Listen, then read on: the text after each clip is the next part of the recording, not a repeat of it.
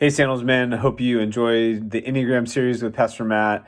Incredible stuff there. I hope you're able to really self-reflect on who God made you to be, what He's calling you to, what some of the challenges are that you face. I hope this has helped give you language to be more real with your friends, your spouse, your kids, people in your group, and just a source of opportunity to grow. And so this last week was the 9, the peacemaker, and I don't know how many of you guys are peacemakers, but it's just a great personality type. You got to love 9s. They're just always so easy and great to be around. They can see the perspectives of others. I've got a little bit of 9 myself, and when I'm in the healthy space of the 9, I feel like it's really helpful for me in relationships to be able to see another point of view.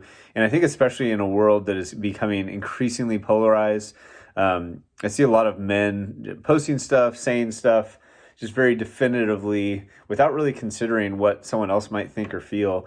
And I think to be a follower of Christ in this day and age as a man is to be strong, to be principled, but also to understand another point of view and listen and be open to different ways of thinking without changing our core beliefs in Jesus and what He's called us to. We don't know everything about politics. We don't know everything about business. And I think it's good to be open-minded and just to be open to what other people have to say. And so we can be both peaceful and strong as men, right? Yes, sometimes we have to go to war. Yes, sometimes we have to fight for the truth.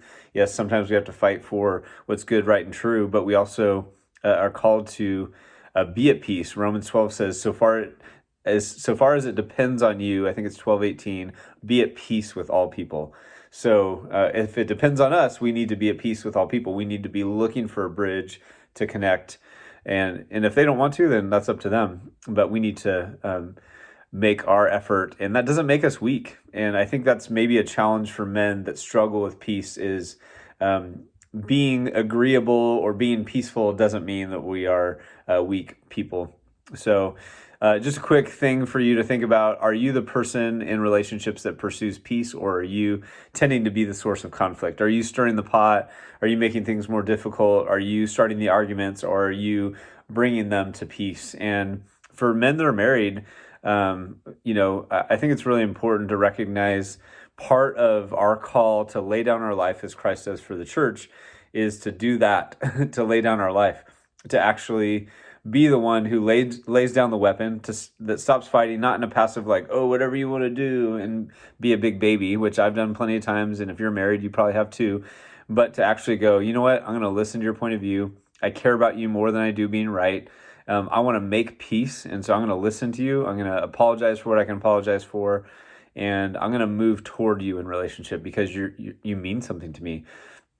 And guys, if we did that more often, I guarantee our marriages would be better, right? But some of that is dealing with our own insecurity, our own feeling of I need to be respected as a man. If you're demanding respect, you're probably not worthy of it. And so if you want to be a respectable man, be kind, be attentive, be a good listener, find your security and identity in Christ so that you can love those around you, your kids, your wife, your friends, your coworkers, and be a person of peace. And being a person of peace makes you safe, makes you someone that people trust.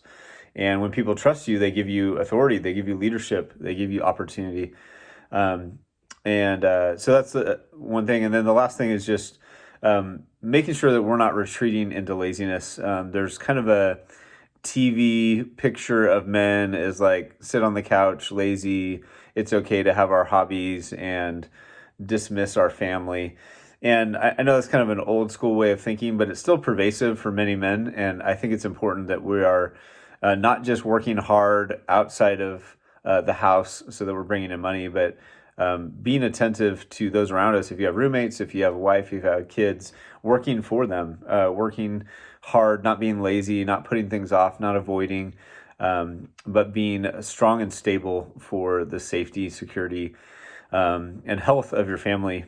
And that's just such an important role that we have as men. We're called to lead, and that doesn't mean dominate or have authority. It means that we lay our lives down, we serve, we focus on others, we care for them. And so those are all things that God's challenged us to do. Hope that you guys are still continuing community. I know I say that all the time, but it is a life source.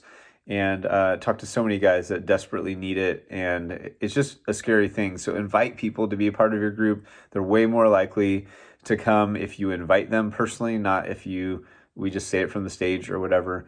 And so if you have a group that's open, let us know. We want to make that available. If you're not in community, start a group, grab a couple of guys and just be intentional. Go through these questions, watch a video, and talk about real life stuff. It's there for all of us and we need it. I love you guys, praying for you. Hope you have a great week.